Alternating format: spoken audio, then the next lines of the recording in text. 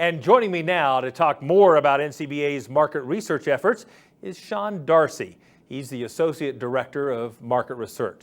So Sean, tell us, how does NCBA and the Beef Checkoff's market research effort help keep us apprised of consumers' attitudes towards beef? Well, NCBA, on behalf of the Beef Checkoff, really has its hands in a variety of tools that help us assess where consumers' heads are at.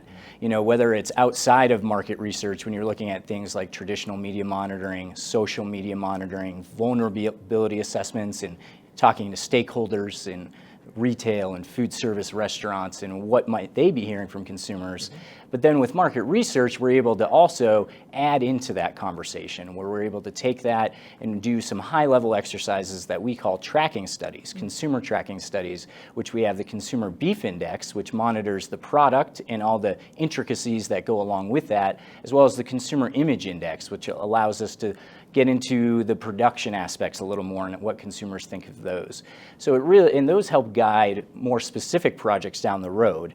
And really all of those help us keep a pulse on the consumers and what they might think. And that was what I was going to ask. Why is this research so important?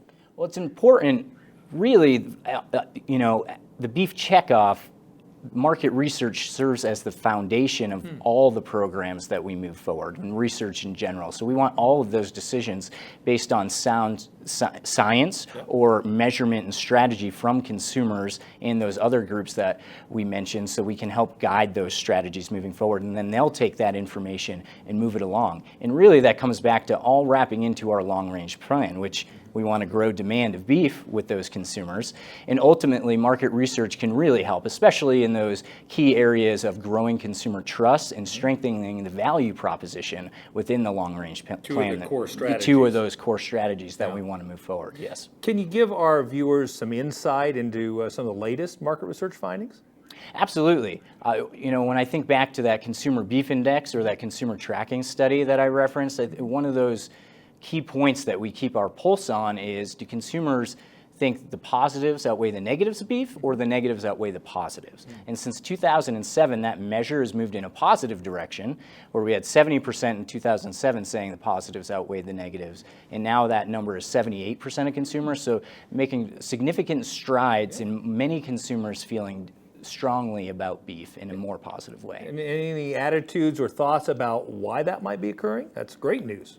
Yeah, I think the millennial consumers, they're beginning to teach their children about beef. There's a lot of dynamics that wrap into that ultimately, whether it's getting more information about how their cattle are raised, taste experience, convenience. Consumers are making decisions at that 4 to 5 o'clock time frame, so what kind of opportunities can we give them and make sure that beef's part of the conversation, as well as, pricing dynamics always help. I think recently I heard some news that beef's being promoted a lot more. So I think all of those aspects help lend its hand on why we've seen that direction move up.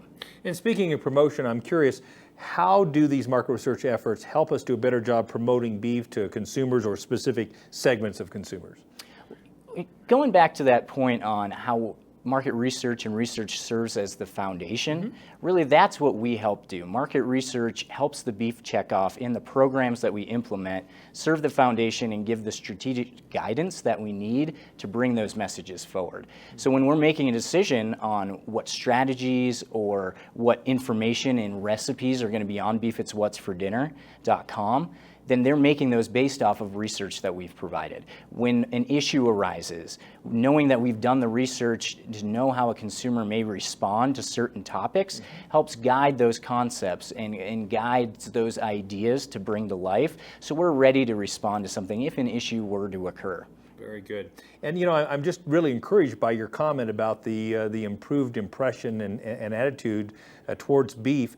What would you tell our viewers who are watching about what they can do as producers to continue this positive trend in helping consumers have a positive attitude towards our product and our industry?